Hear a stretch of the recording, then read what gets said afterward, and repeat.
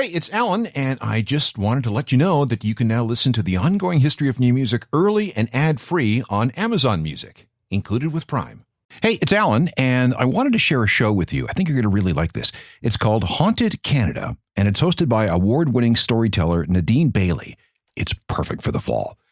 This episode brings you something spooky in a place near and dear to many fans of Canada's game. It's a tragic tale that takes place at the Hockey Hall of Fame and tells the story of Dorothy, the ghost that lives within it. Listen, if you dare. Looming on the corner of Yonge and Front Street in Toronto, Ontario, is the iconic former Bank of Montreal. It is an impressive building that mesmerizes passers-by with its imposing presence. But you're there for what's inside, a shrine to Canada's game. You're here to see the Great One's jersey and take a glimpse at the silverware and trophies, including the Stanley Cup. As you wander through nostalgic images, thinking of Timbits hockey, encountering hockey idols, and cheering on your favorite team, you walk into the Great Hall and are mesmerized. The stained glass dome creates a rainbow spectacle below, and then, from the corner of your eye, you see her. You scan over the second-floor railing, and your stomach drops. Your spine tingles. A woman with long black hair has just locked eyes with you. But there's something not quite right about her. She senses you looking, and then a scream gets stuck in your throat. You can only choke out a whisper. The woman disappears through the wall, then, just as quickly, reappears. Your hockey fuel fantasies have now become a nightmare. You have just encountered Dorothy. I'm Nadine Bailey, and this is Haunted Canada. Join me as we journey through the haunted hallowed halls of the Hockey Hall of Fame. In the heart of Toronto's financial district stands the Hockey Hall of Fame, which formerly housed the head office of the Bank of Montreal in 1949 and served as a branch until 1982, when it closed for the last time. Originally built in the Beaufort style in 1888 by architects Frank Darling and S.G. Curry for $100,000, which would be around $3.3 million today.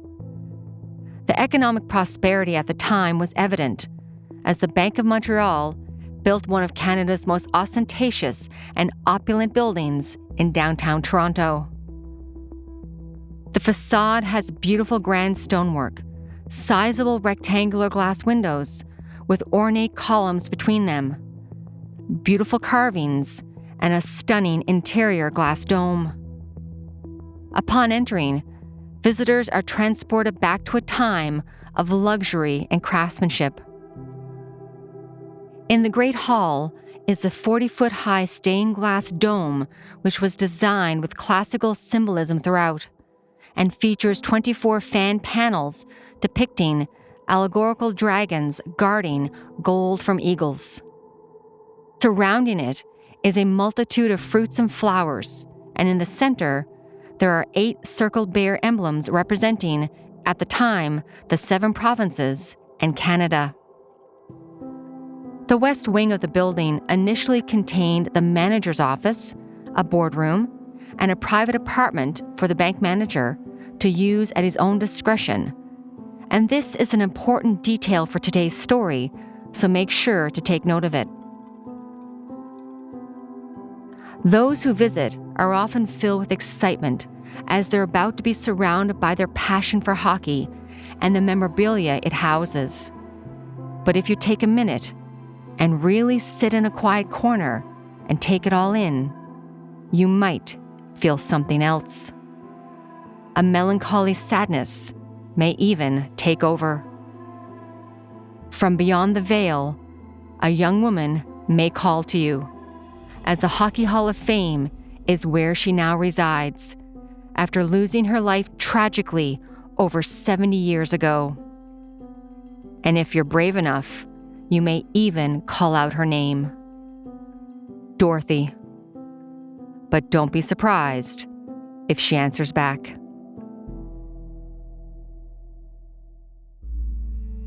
"19-year-old Dorothy May Elliott was a beautiful and vibrant young woman employed at the Bank of Montreal in the early 1950s. She was independent and enjoyed working in the downtown Toronto area, making her own money and living her life. Dorothy lived in Etobicoke with her married sister Helen and would commute to Toronto every day to work as a bank teller. She was a great employee who enjoyed talking to customers as they visited her desk daily to deposit or withdraw money. Her coworkers described her as always smiling and full of life, the life of the party, the most popular girl in the bank. Dorothy probably had more than one secret admirer, as she was described as being a beautiful girl, tall and buxom, and that she looked like Hollywood actress Rita Hayworth. And much like Hayworth's character in the movie The Loves of Carmen from 1948, one day, things took a tragic turn for Dorothy.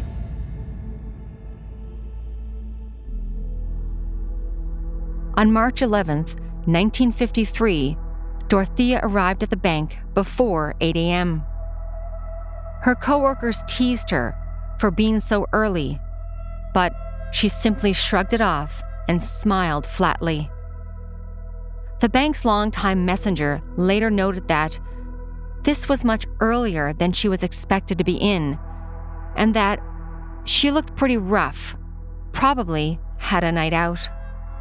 And her coworker Doreen Bracken corroborated this statement and recalled Dorothea was wearing a blue knitted dress, but looked distressed and disheveled.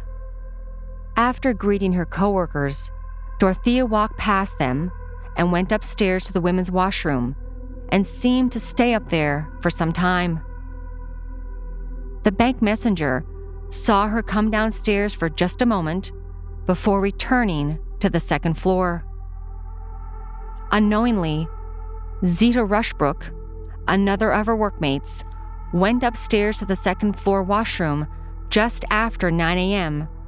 and rushed out screaming. The commotion was heard over the balcony that overlooked the main floor of the bank.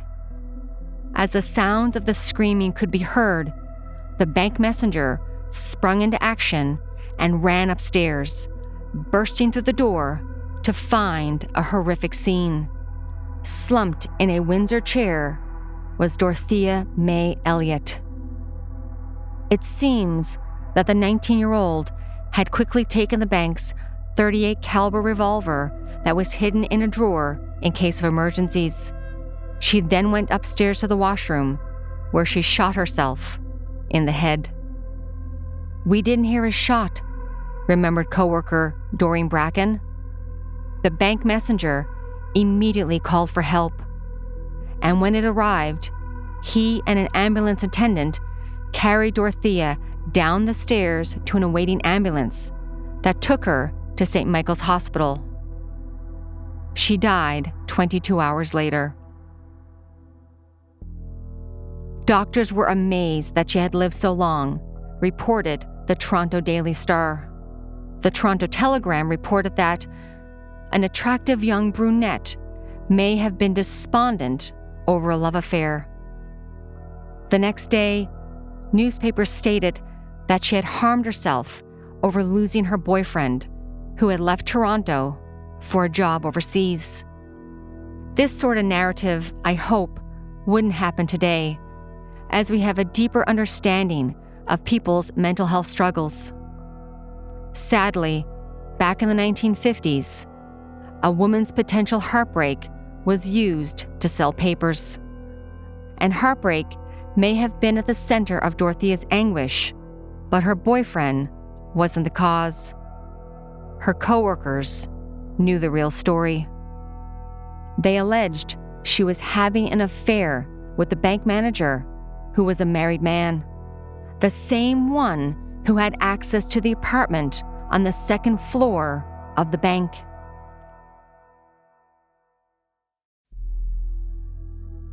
Dorothea's tragic death shocked her coworkers and community, and although there were allegations of an affair, it wasn't the only explanation for her untimely death. Over the years, many fascinating and outright bizarre theories began to surface. Some of these off-the-wall theories included that Dorothea had been stealing money from the bank, and when she was discovered, instead of risking being arrested and going to jail, she took her own life. An even more outlandish tale, which is like something out of a Hollywood movie, had Dorothy supposedly helping members of the IRA, the Irish Republican Army. The organization sought out to end British rule in Northern Ireland, thereby facilitating Irish reunification and bringing about an independent republic encompassing all of Ireland.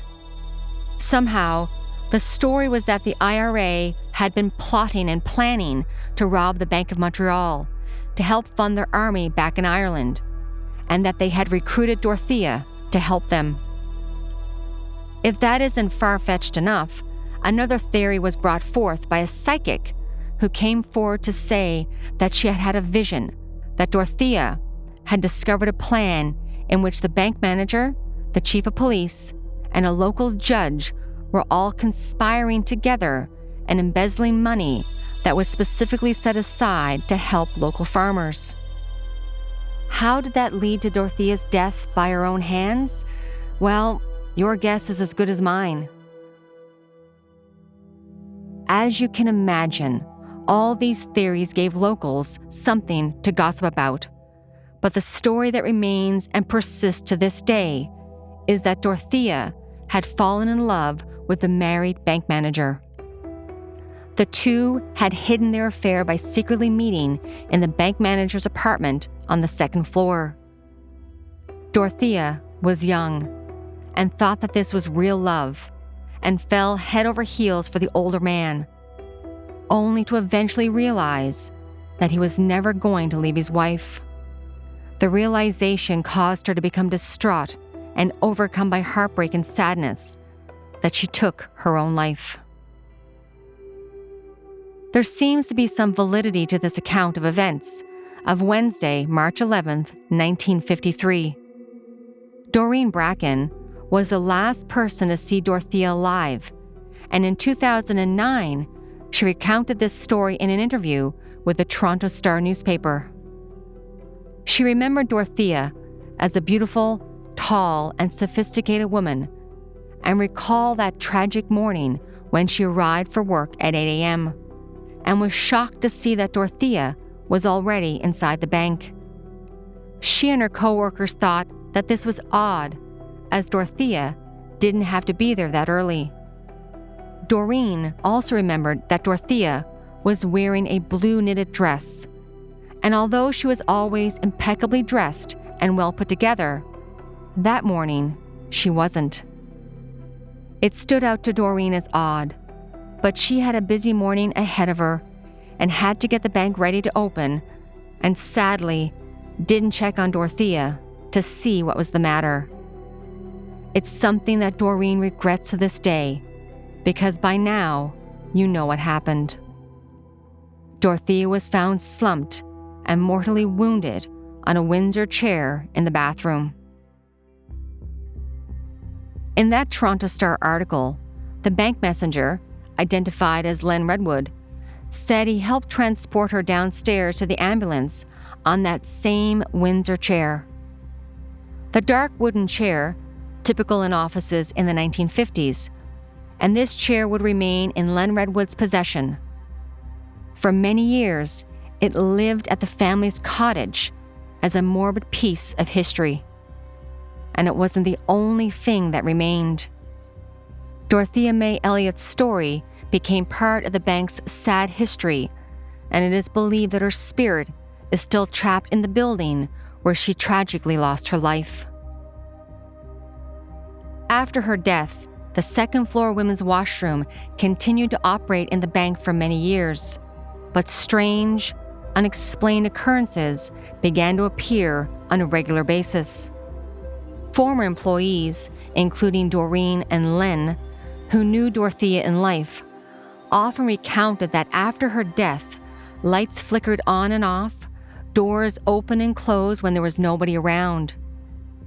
And even more disconcerting is that they remember feeling that someone was always next to them, watching them, even after the bank was empty of customers. That wasn't all. Staff would often hear moaning and crying coming from the second-floor women's washroom. These occurrences terrified bank employees, especially the women, who often refused to use the second-floor washroom. This caused quite a problem for the bank, and eventually, they had to add another washroom in the basement. With the bank's tragic past, it definitely would have been a scary place to work for anybody, but it seems that the staff got used to the many odd occurrences and went about their day. After all, it seems that although Dorothy, as she's affectionately known, is often present, yet she has yet to harm anyone.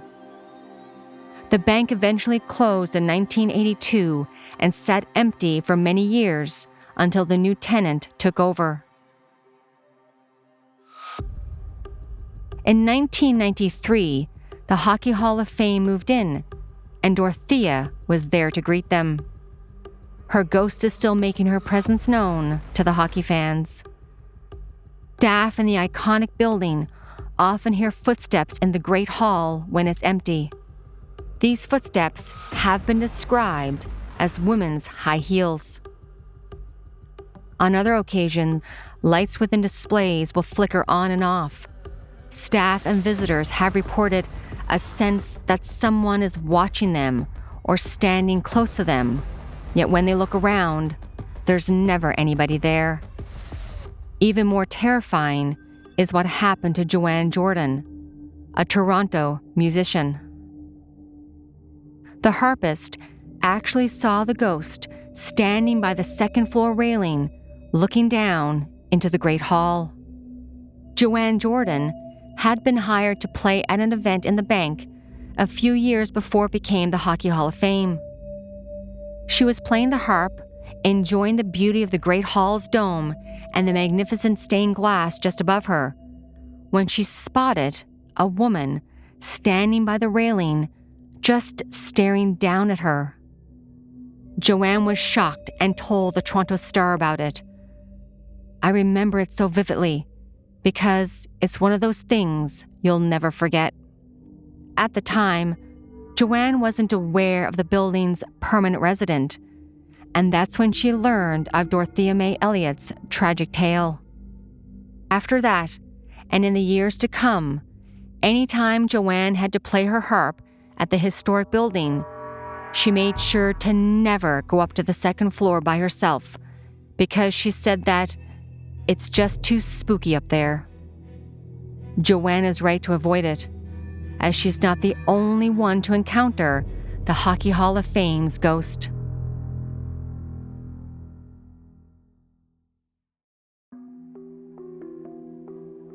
Jane Rodney was the Hall's coordinator of Resource Center Services, and in a 2009 article, she recounted her own terrifying experience.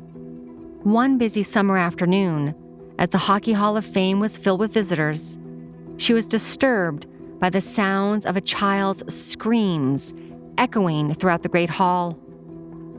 When she went to investigate, she found a young boy pointing at a wall and screaming, "Don't you see her? Don't you see her?" The boy was terrified and just kept pointing at the wall. Yet no matter how much Jane looked, she couldn't see anything. When the boy calmed down, he was asked again what he was pointing at. The frightened boy stated that he had just seen a woman with long black hair and that she was going through the wall, in and out of the second floor washroom wall. Many believe that the young boy had an encounter with Dorothy and that she was making her presence known the only way she knew how, by appearing and then disappearing through the wall. Rob Hines, who worked at the Hockey Hall of Fame as a special event supervisor, had his own very scary encounter, and he's still spooked by it to this day. Early one morning, Rob was overseeing his staff as they were getting ready for an event. He entered the kitchen through a narrow area behind the second floor conference room to retrieve some coffee pots. Rob said that he suddenly felt an overwhelming feeling that someone was watching him. Then he felt an unknown force compel him to enter the conference room. When Rob walked into the room, he saw that one of the chairs was turning all by itself, and then the chair began to move across the room towards him until it reached his hand.